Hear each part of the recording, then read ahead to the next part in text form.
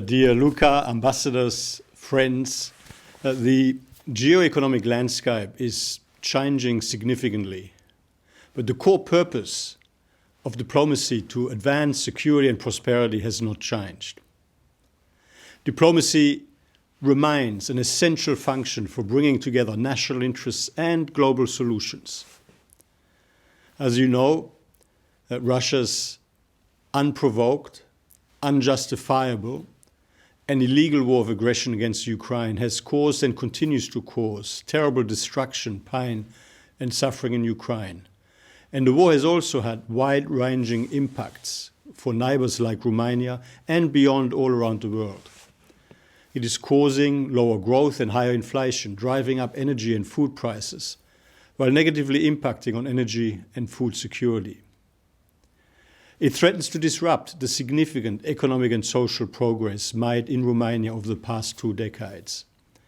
In less than 20 years, Romania reduced the gap in GDP per capita to the OECD average by half, from close to 70% to around 35%. Like most countries around the world, the pandemic hit Romania hard. Policymakers responded with a range of social and economic measures that amounted to 3.6% of GDP in 2020 and 1.4% in 2021. As a result, Romania's GDP surpassed its pre-crisis level in the second quarter of 2021, and the unemployment rate was nearly back down to its pre-crisis rate. However, downside risks remain. We expect Romania's growth to slow this year to 3.1%, a downward revision of 1.6 percentage points compared to our estimates before the war, and still with risks very much tilted to the downside. As in many other countries, price inflation has been rising significantly in Romania, reaching 15.1% annually in June. And it is expected to remain elevated at 8.5% in 2023. This is adding pressure to the cost of living and is eroding household confidence. Low-income earners who spend more of their resources on food and energy are the most affected. And there are further downside risks from COVID, which should also not be forgotten. On the health and consequently also on the economic front, more progress is needed regarding the vaccination campaign in particular.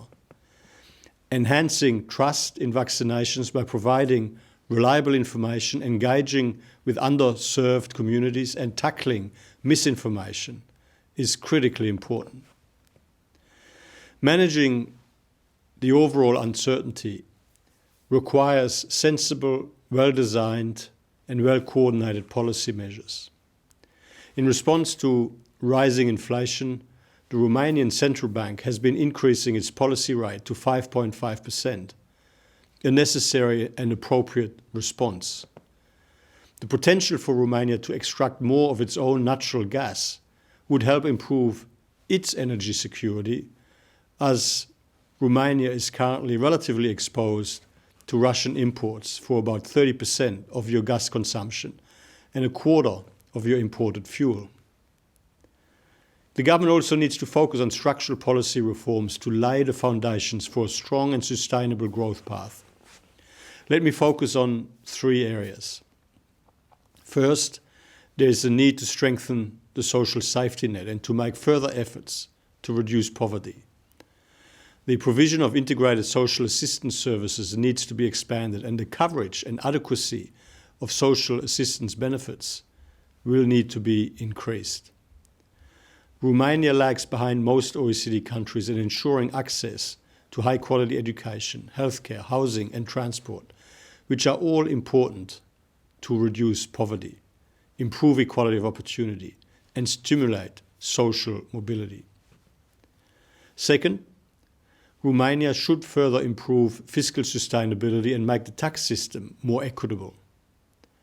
Fiscal consolidation would help to reduce demand pressures and maintain external credibility. Accelerating the ongoing modernization of the tax system and administration is also very important to improve tax collection. Reforms to remove inefficient tax expenditures, such as exemptions from energy-related taxes, and to increase less distortive taxes, such as taxes on immovable property, could all help boost sustainable growth. Third, more progress is needed to accelerate the green transition. Greenhouse gas emissions have more than halved in Romania since the early 1990s, and the share of renewable energy is above the OECD average. But considerable efforts are needed to reach the European Union target of carbon neutrality by 2050. These efforts must include expanding the supply of wind and solar power, discouraging wood-based heating, and accelerating housing insulation, which in turn will support Romania's energy independence and help lower households' energy bills. Finally, many of these challenges are not unique to Romania. They're global by nature and can only be successfully overcome together.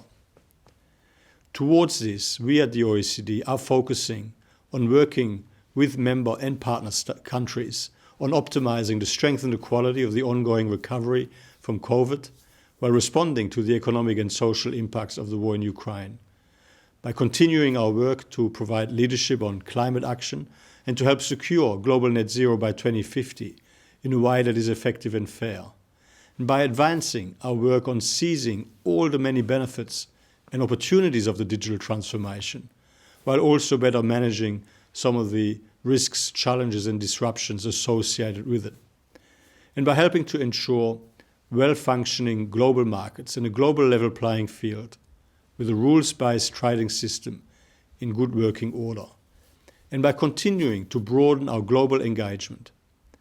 The OECD will continue to support global cooperation on all these fronts and more.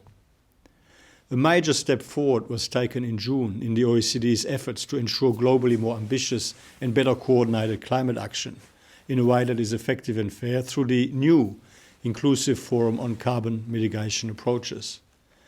And a historic milestone was also achieved in the adoption of accession roadmaps for Brazil, Bulgaria, Croatia, Peru, and of course Romania.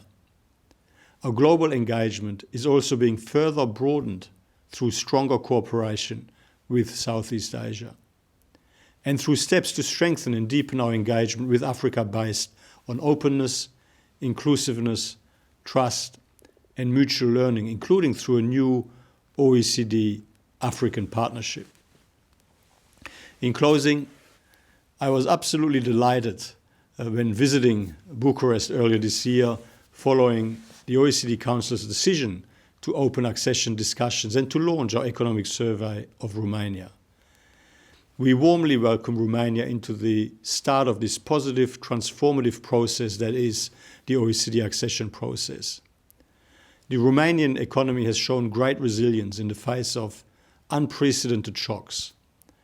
Nevertheless, like other economies around the world, Romania still faces important challenges in a context where the climate and digital transformations are both accelerating.